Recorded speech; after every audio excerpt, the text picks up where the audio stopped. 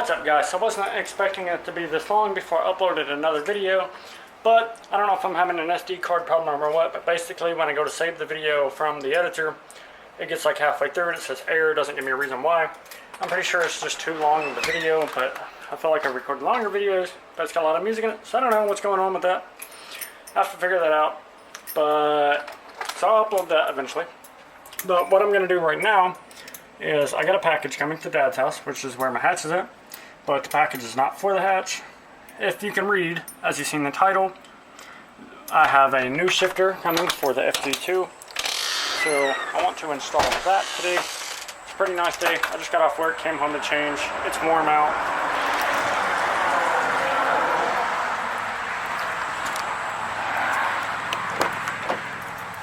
And both of these can use upgrades.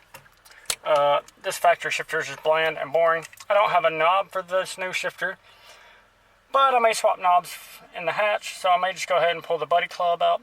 But I want to make sure that, like, right now my phone says it hasn't been delivered, so I'm going to get to Dad's house super quick and make sure I'm going to be there in case it requires a signature or something. I don't know if USPS does that. So yeah, let's just hop there. So I've made it to Dad's house. Shifter is not showing up yet. So I did do some garage cleaning. See, there's a lot more space. The hatch is chilling in here. It is on stands. So as far as this car, the only thing I've really changed here lately is the spoiler. No longer has the tilt brackets. It sits a lot more flush here than what it did. Rear seat is out. This is sewed, I'm pretty sure. So open the rear hatch. This is the current state of that. So I need a spot weld remover. I'm going to take this out. I'm going to finish getting all the sound deadening out of here, and then I'll scruff and paint all that stuff later on. Right now, we're going to turn that fan on. It's stupid hot. And then after that's on, I don't know, I'm just going to wait. Actually, just chill. Maybe find something to do to the hatch, but I probably won't record any of that because it's all pretty boring. And this video is about putting the shifter in the FG2. So this is just small updates to fill in gaps. Yeah, this is the only box I ever get to open. Yeah, hybrid racing. So we're going to tear this bad boy open. So hybrid, definitely make sure you're not going to ruin your new parts. Sorry for the shaky cam. Oh, we got a box in a box. So now we get to tear open a second box. And this box actually says what it's on. Performance shifter. Performance. This will get you like 900 horsey powers. Sorry if that fan's really loud. I really don't know if it is. In here, it doesn't sound that loud, but me talking, it sounds kind of muffled. So, really don't know how the camera's going to pick up the sound. So I'm going to finish unboxing this. After, I'm probably going to edit the living hell out of this because this is way too long. It's got a rad hybrid racing sticker. Definitely putting that on the car. This nice little hybrid racing card. Looks like the shifter itself, I believe. The 3 bolts. And it was 3 washers, I'd assume, until I just dropped one. Yeah, we're going to take this out. This is the hybrid racing shifter. It's got this nice little plate right here. Comes with the new bushings and everything on it. Little spring. Super nice wrinkle black finish. The gold that's on the hybrid racing shifter that's in the EM1. Yeah, this thing looks super quality. Way different than stock.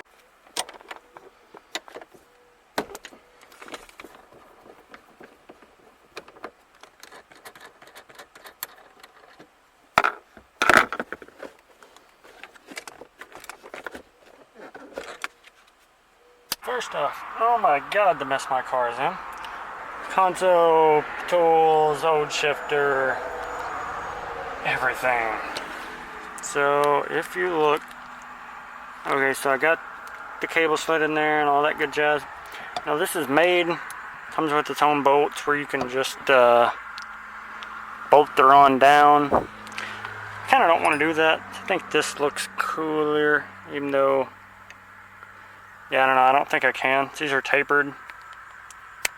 So, more than likely I'll be getting rid of the Acuity bushings, which kind of sucks. And then we'll put the top in, see where it goes. Alright, just shifting through the gears. It seems pretty rad so far. So, as far as the adjustment goes, so these lock the adjustment. You spin this way, will shorten side to side throw, spin this further down, will lengthen front to back throw, and then you just lock it here and here. So you use the 13 here, 17 here. And then I'm just going to spin my shift knob on real quick. And then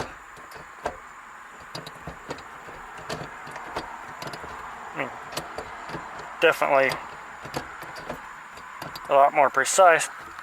So super rad, looks great. I got to tighten these 3 bolts still, and then start cleaning up all of this garbage mess. Okay, so my next step is going to be removing this boot. As you can tell, I don't know, the material on these gets kind of faded, and I think they look like crap. And the hybrid shifter looks pretty good. So you're just going to take a Torx bit,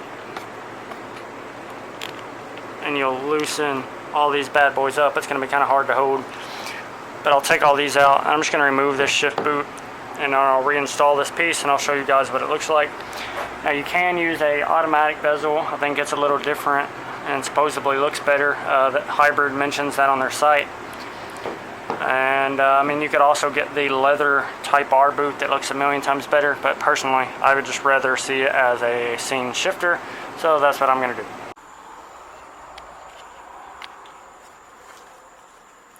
So I did take and restarted the screws in here, just so if I ever do decide to put the boot back on, I can. So that's with the cover installed. I think the shifter itself looks awesome in there, being able to see all the mechanicalness of it. Now the automatic boot's probably going to go over a little further, so it'll probably cover where the cables itself connects, which would look a little better. But honestly, this don't look bad. It allows you to get to that throw if you want to adjust it, not so much this one. But that looks super rad. I do probably need to order a different shift knob. So honestly, I don't like this one anyways. It's got a good weight to it. It's going to look a little bland on this shifter. And not only that, but it does get super hot. So I'm probably going to, I don't know, I'll probably leave it at that height. The little ease of shift is just more comfortable.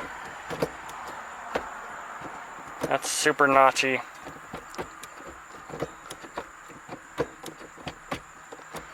It definitely made it notchier. I may have to adjust the throw a little shorter. I'm not sure how much you can actually adjust this, because I would like to leave some of it being seen, but we'll see over time.